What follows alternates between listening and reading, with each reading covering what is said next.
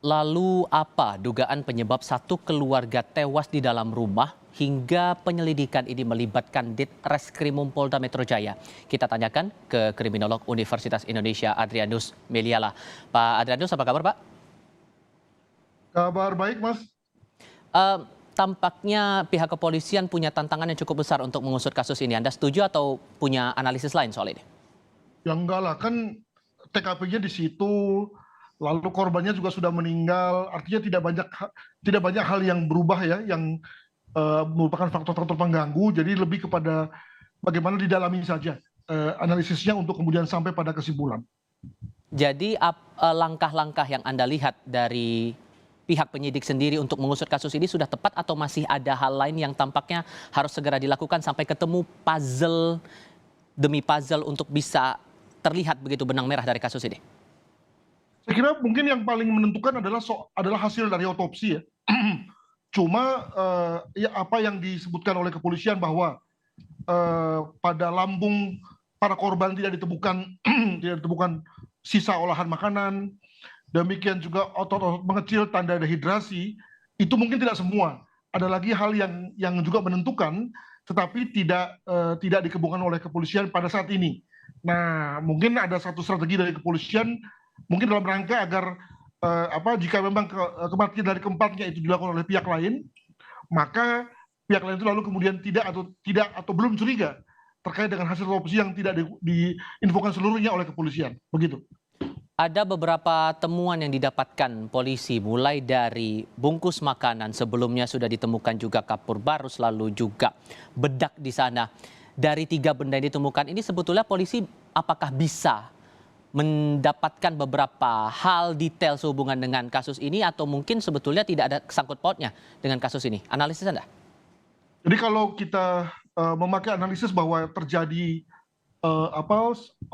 situasi pelaparan, itu istilah satu, membuat orang dilaparkan hingga kemudian meninggal, maka kembali pada bahwa polisi menyatakan bahwa rata-rata kematian dari mereka sudah terjadi 3 minggu lalu, padahal masyarakat sekitar baru saja sekitar 5 hari ya menciumi bau yang tidak enak. Artinya ada 25 hari di mana para korban sudah meninggal tapi tidak tercium baunya.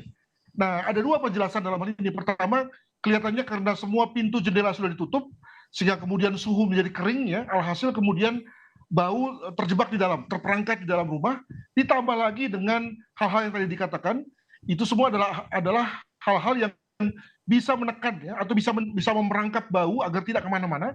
Itulah yang menyebabkan lalu kemudian bau tidak terasa oleh masyarakat sekitar. Alhasil di pihak lain jenazah menjadi mengering. Nah, yang mau saya cermati adalah bahwa apakah memang hal ini memang suatu upaya dari pelaku pembunuhannya misalnya, untuk membuat orang lain tidak curiga, atau ini bagian dari ritus, bagian dari satu kelengkapan upacara bagi orang-orang yang memang punya satu cara berpikir, berkeyakinan yang agak ekstrim, yang saya dalam beberapa media saya katakan sebagai memiliki kecenderungan apokaliptikal ya, ingin mati, ingin segera meninggalkan dunia karena ingin segera datang atau sampai kepada dunia nirwana, begitulah kurang lebih yang mungkin saja dialami oleh mereka. Begitu. Jadi motifnya ini memang disengaja begitu untuk dibunuh atau bagaimana? Ya Anda tahu, tetapi yang dalam hal ini saya punya 2 teori tadi. Teori pertama adalah teori bahwa mereka bukan kelaparan tapi dilaparkan, artinya ada mungkin 2 orang, 3 orang yang sengaja ditutup aksesnya untuk kemudian tidak makan hingga mati. Nah, kemudian ada pertanyaan lalu yang 2 yang lain atau 1 yang lain itu gimana? Kenapa harus mati juga? Apakah memang akhirnya yang terakhir ini juga bunuh diri? Nah, untuk itu maka kemudian supaya membuat bau tidak kemana-mana. Sebelum yang ketiga atau yang keempat ini mati, maka kemudian dipakailah hal-hal tadi. Penilaian Anda buat apa mereka melakukan atau buat apa melakukan seperti itu begitu sampai akhirnya 4 orang ini meninggal dalam kondisi sedemikian?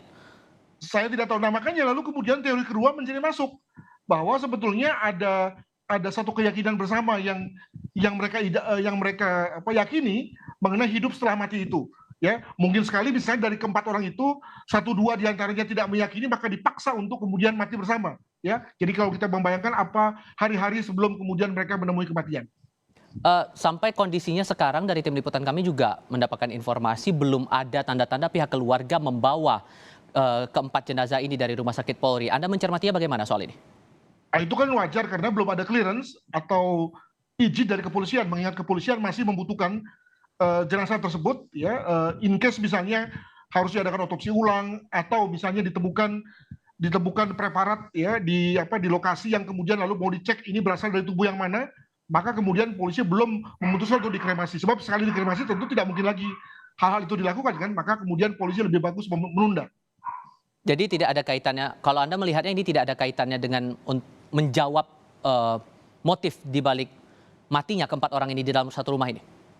Saya kira itu semua adalah bagian dari upaya mencari motif, tetapi yang pasti adalah bahwa kalau pada statement pertama, ya, itu kepolisian menyatakan, ya, menduga bahwa kematian itu karena kelaparan, ya saya kira enggak lah, ya, Jakarta Barat, ya, yang penuh dengan gudang makanan kok malah orang lapar, ya. Dan juga kalau dilihat dari lokasi di mana sebetulnya mereka adalah keluarga kelas menengah, maka rasanya tidak mungkin untuk tidak bisa membeli air, beras, dan seterusnya. Jadi mereka berada pada posisi untuk intensional, dengan sengaja mengakhiri hidup. Cuma tadi, apakah ini memang mengakhiri hidup semuanya memang sedia untuk itu, atau hanya ada beberapa, sehingga tadi saya ambil contoh, pasti ada satu dua di antaranya yang kemudian lalu memilih bunuh diri dengan cara yang lain. Atau yang kedua adalah bahwa konteks bunuh dirinya itu adalah dalam rangka tadi mengakhiri hidup untuk suatu keyakinan, satu cara pandang yang saya sebut sebagai apokaliptikal, ya, mengenai satu pandangan-pandangan tentang hidup sesudah mati. Begitu. Maka anggota keluarga inilah yang menjadi penting kesaksiannya, karena dari pihak warga sekitar juga menilai tidak ada percakapan lanjutan sebelum mendekati dugaan hari kematian keempat orang ini. Percakapan dengan anggota keluarga menjadi penting. Apa yang perlu dicermati oleh polisi soal ini? Saya dengar bahwa kepolisian itu juga menyita buku-buku bahan bacaan begitu, ya, dan juga video-video dari rumah para korban.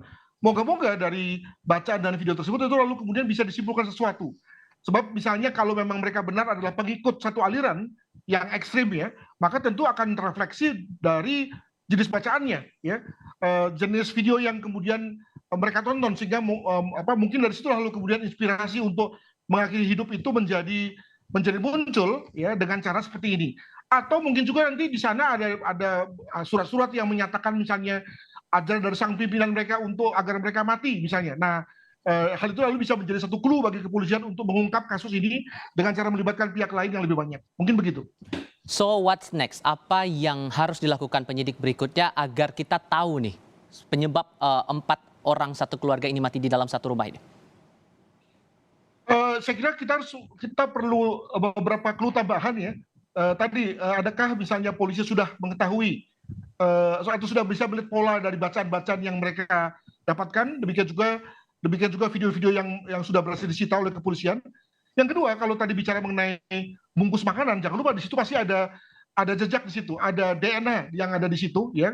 Bayangkan ketika kita makan kan ada kemungkinan air liur kita masuk atau terpercik, ya, pada bungkus makanan itu. Moga-moga kemudian ditemukan misalnya ada DNA yang lain dari keempatnya. Artinya ada orang kelima. Nah, maka lalu skenario orang kelima sebagai pembunuh itu menjadi mungkin tuh untuk kemudian ditelusuri motif-motif barunya, yakni motif pembunuhan. Betul. Demikian. Baik, Pak Adrianus Meliala, terima kasih sudah berbagi perspektif bersama Kompas TV hari ini. Sehat selalu.